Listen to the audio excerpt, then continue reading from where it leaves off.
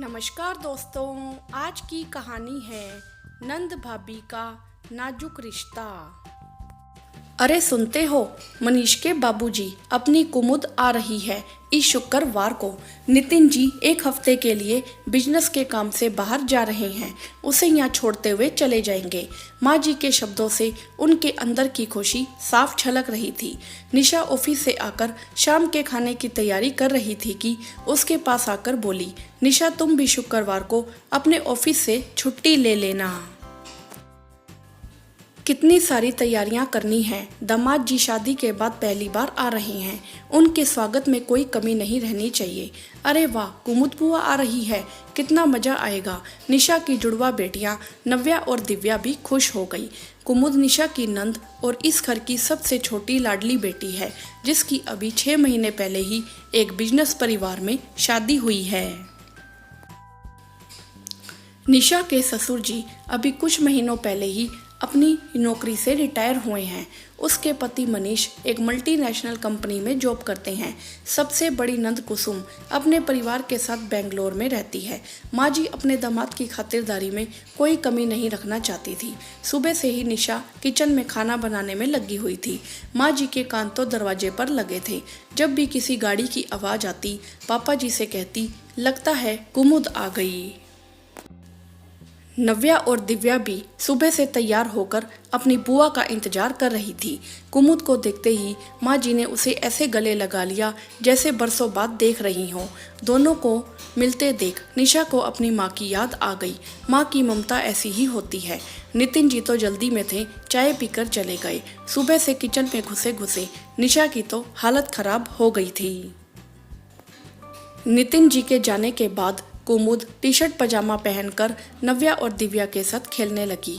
उसे ऐसे देखकर माँ जी बोली, इस लड़की का बचपना अभी तक गया नहीं है और तुम दोनों बाहर जाकर खेलो। क्यों अपनी बुआ को परेशान कर रही हो?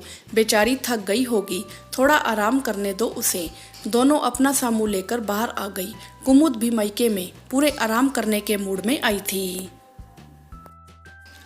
आराम से सोकर उठती, फिर सहेलियों के साथ घूमने चली जाती। माँ जी निशा से उसकी पसंद का खाना बनवाती। कभी कहती, आज दही बड़े बना लेना, निशा आज मलाई कोफ्ते बना लेना, मीठे में गाजर का हलवा बना लेना। कुमुद को बहुत पसंद है। निशा ऑफिस से आकर फिर से किचन में लग जाती। माँ जी कुमुद से बातें करते करते उसके बालों में तेल लगा देती, गोद में लिटाकर दुलारती रहती, फिर अपने पास ही सुला लेती। नव्या और दिव्या की बातें सुनने का आजकल उनके पास वक्त नहीं था। देखते ही देखते कुमुद के जाने का समय नज़दीक आ गया। निशा और मनीष ने कुमुद को साथ ले जाकर उसकी पसंद से उसके, नितिन जी के और ससुराल वालों के कपड़े और उपहार वगैरह खरीदे। माँ जी को फिर भी कमी नजर आ रही थी।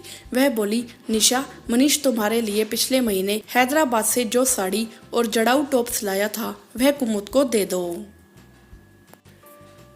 इतने बड़े घर में ब्याही है, कोई सोने का गहना तो होना ही चाहिए। मनीष ने निशा का मुंह देखकर कहा, माँ वह तो मैं निशा के जन्मदिन पर लाया था। माँ गुस्से से बोली, तुम तो हैदराबाद जाते ही रहते हो, अगले जन्मदिन पर ला देना। बहन क्या रोज रोज आती है? निशा ने साड़ी और टॉप्स का डब्बा लाकर माँ जी को पकड़ा दिया। कुमुद ने एक बार भी नहीं कहा कि यह तो भाभी के हैं। निशा सोचने लगी, हर साल जब गर्मी की छुट्टी में कुसुम दीदी अपने बच्चों के साथ आती हैं, तब भी माँ जी का ऐसा ही रवैया रहता है। निशा गर्मी में सारा दिन किचन में घुसी रहती है। उसकी दोनों बेटियां उपेक्षित से घूमती रहती हैं। उसकी मदद करना तो दूर, उनके बच्चों मेघा और मयंक को नहलाने की जिम्मेदारी भी निशा के ऊपर आ जाती है। जब तक वह जाती है, बच्चों की छुट्टियां भी खत्म हो जाती हैं। ना वह कहीं घूमने जा पाती है, ना ही अपने मायके जाने का मौका मिलता। मेघा और मयंक चाहे जितनी शैतानियां करें, माँ जी की डांट नव्या और दिव्या को ही पड़ती है। नव्या और दिव्या का कोई भी खिलौना या सामान उसे पसंद आ जाता है, माँ जी बिना पूछे उठाकर दे देती हैं। घर में खाना भी मेघा और मयंक की पसंद पूछकर बनवाती हैं। बच्चों की सर्दियों की छुट्टियां शुरू होने वाली थी। दोनों कहीं घूमने जाने के लिए शोर मचा रही थी। निशा की भी कुछ छुट्टियां बची हुई थी। उसने मनीष से कहा, अगर माँ जी परमिशन दे तो क्यों ना वह अपने मायके हो आए। 2 साल हो गए अपने छोटे भाई रोहित की शादी में गई थी। अब तो भतीजा भी 6 महीने का हो गया है, उसको भी देख लेगी। मनीष के पूछने पर माँ जी ने बेमन से हाँ कर दी। निशा खुशी खुशी अपने जाने की तैयारियां करने लगी। उसने भतीजे ऋषि के लिए खिलौने, कपड़े, एक सोने की चैन, मम्मी पापा, भाई भाभी के लिए छोटे छोटे उपहार ले लिए। माँ जी उसे ताना देने से नहीं चूकी। हमारे यहाँ तो उल्टी गंगा बह रही है, लड़कियाँ मायके से लेकर आती है, यह मायके लेकर जा रही है। उसने उनकी बातों पर ज़्यादा ध्यान नहीं दिया और बच्चों के साथ अपनी माँ के घर आ गई। उसको देखकर मम्मी पापा बहुत खुश हो गए। भाभी सोनाली को देखकर निशा ने कहा, अरे सोनाली, तुम तो बहुत कमज़ोर लग रही हो, ठीक से खाती पीती नहीं हो क्या? दीदी, आपका भतीजा बहुत परेशान करता है ना, रात में सोने नहीं देता, दिन में जब सोना चाहती हूँ तब यह खेलने लगता है। सोनाली ऋषि को निशा की गोद में देते हुए बोली। नव्या और दिव्या ऋषि के साथ खेलने लगी। निशा सोनाली के साथ किचन में आ गई। मम्मी पीछे से आवाज लगाने लगी, अरे तू थकी हुई आई है, किचन में क्या कर रही है? सोनाली सब कर लेगी, तू मेरे पास आकर बैठ। पर निशा सोनाली के साथ चाय नाश्ता लेकर ही बाहर आई। सोनाली के मना करने के बावजूद उसने रात का खाना बनाने में भी सोनाली की पूरी मदद की। बातों ही बातों में उसने सोनाली की पसंद और नापसंद भी पता कर ली। निशा को सुबह जल्दी उठने की आदत थी। जब तक सोनाली उठती उसने नाश्ते की तैयारी कर ली। सुबह उठकर शर्मिंदा होते हुए बोली, दीदी, रात में ऋषि ने सोने नहीं दिया तो सुबह उठने में थोड़ी देर हो गई। कोई बात नहीं, आज मेरे हाथ का नाश्ता खाओ, तुम तो रोज बनाती ही हो। निशा ने जबरदस्ती उसको भी सबके साथ डाइनिंग टेबल पर बिठा दिया। निशा रोज दिव्या और नव्या के साथ ऋषि को भी नहलाकर तैयार कर देती। ऋषि उनके साथ खेलता रहता तो कई बार सोनाली को दिन में सोने के लिए उसके कमरे में भेज देती। दोनों मिलकर सारा काम निपटा लेते। सोनाली भी देर रात तक उसके साथ गप्पे मारती रहती। एक दिन खाना खाते समय मम्मी कहने लगी, यह कैसी फीकी सब्जी बनाई है, कोई स्वाद ही नहीं है। सोनाली का मुंह उतर गया, मुझे तो अच्छी लग रही है, आप लोग भी नमक मिर्च कम करो, ब्लड प्रेशर के लिए अच्छा रहता है, निशा ने बात संभालते हुए कहा।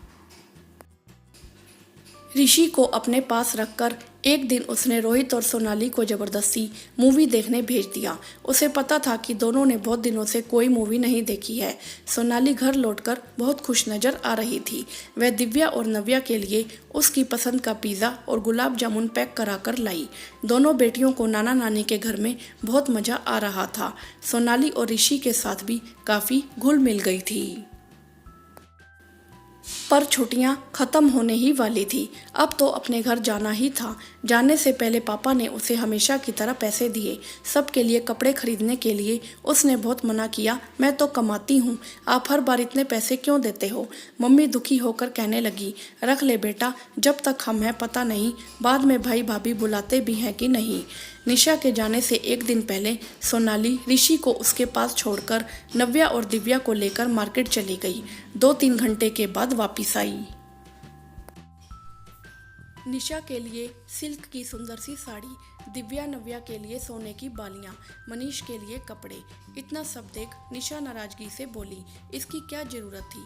सोनाली निशा के करीब आकर बोली, दीदी, अगर बता कर जाती तो आप कभी नहीं जाने देती। इन कुछ दिनों में आपने मुझे जितना प्यार और अपनापन दिया है उसके आगे तो यह कुछ भी नहीं है। मैं हमेशा हॉस्टल में रही हूँ, मुझे आपकी तरह अच्छा खाना बनाना और घर के काम करना नहीं आता है। फिर भी आप मुझे मेरी कमियां न बताकर मेरी तारीफ ही करते रहे। मुझे लगा ही नहीं कि आप मेरी नहीं रोहित की बहन हो। पापा ने उसके पास आकर कहा, मुझे यह तो पता था कि मेरी बेटी सयानी है, पर इतनी समझदार भी है, यह आज ही पता चला। रिश्तों को प्यार और समझदारी से संवारा जाता है और वह तुझे अच्छी तरह से आता है। हमें विश्वास है कि हमारे बाद भी तुम्हारा मायका हमेशा बना रहेगा।